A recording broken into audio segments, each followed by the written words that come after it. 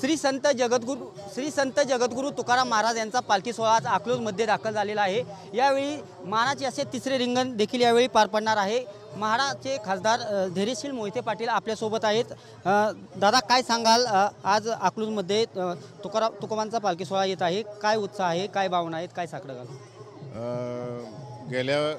कालच ज्ञानेश्वर महाराजांचं पालखीचं आगमन सोलापूर जिल्ह्यात झालेलं आहे आणि आज तुकाराम महाराजांचं सोलापूर जिल्ह्यात आगमन झालेलं आहे।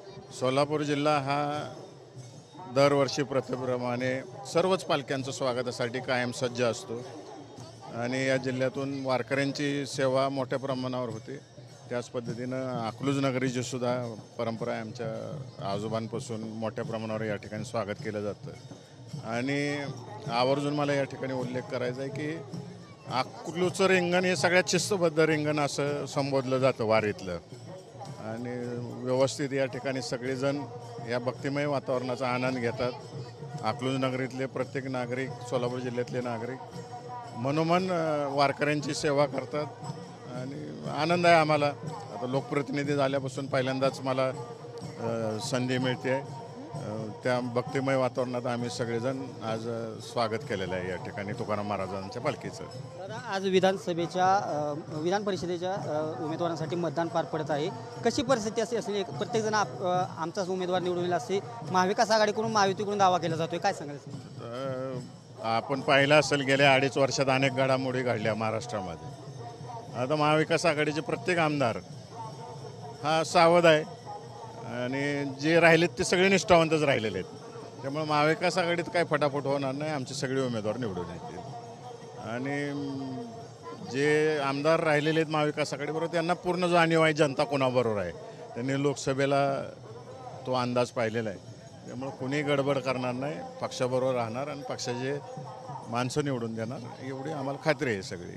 14 तारखेला राष्ट्रवादीचा बारामतीमध्ये मेळावा होत आहे। नुकताच अर्थसंकल्प देखील राज्याचा जाहीर झालेला आहे, पण असं राष्ट्रवादीकडून काही पदाधिकाऱ्यांकडून नेत्यांकडून सांगण्यात येते की उपमुख्यमंत्री अजितदादा पवार त्या दिवशी एक मोठी घोषणा जनताची करणार आहेत। अशी काय घोषणा असू शकते आणि कशा पद्धतीने मेळाव्याकडे पाहता आपण?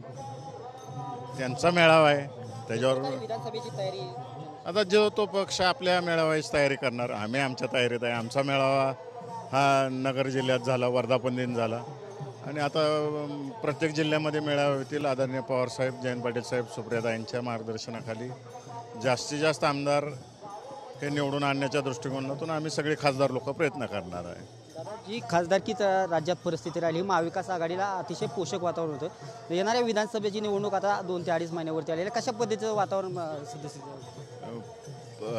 जनतेच्या मनात बदल घडवायचा या राज्यामध्ये आहे आणि आता आम्ही सर्व पदाधिकारी महाविकास आघाडीचे अधिक सतर्क राहून अजून जास्त माणसं कशी निवडून आणता येईल या दृष्टिकोनातून प्रयत्न करणार आहे। कारण का आता चाचणी परीक्षा झालेली आहे, आता मुख्य परीक्षेला जायचं आहे आम्हाला। त्यामुळं काही ज्या चुका राहिलेत, उजळणी राहिलेली आहे ती पूर्ण करून आम्ही पूर्ण तयारीनिशी उतरणार विधानसभेला।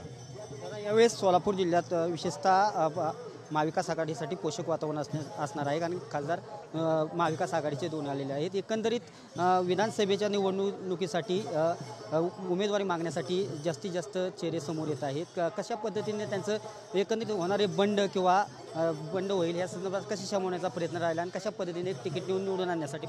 1999 साली जेव्हा साहेबांनी राष्ट्रवादी स्थापना केली, सोलापूर जिल्हा हा राज्यातला एकमेव जिल्हा होता की राष्ट्रवादीला सगळ्यात जास्त आमदार या जिल्ह्याने दिले।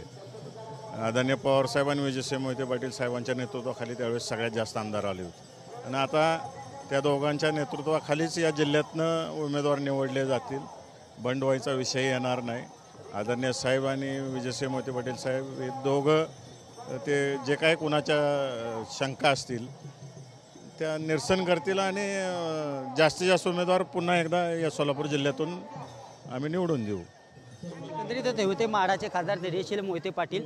आज विधान परिषदेत महाविकास आघाडीचाच उमेदवार निवडून येईल आणि विधान परिषदेत देखील महाविकास आघाडीसाठी पोषक वातावरण राहण्याचा त्यांनी यावेळी तरी अंदाज व्यक्त केलेला आहे।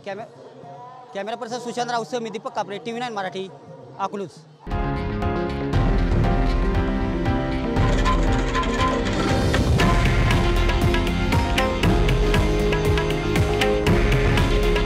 हे आहे देशातील नंबर 1 न्यूज नेटवर्क आणि आपण पाहत आहात TV9 मराठी.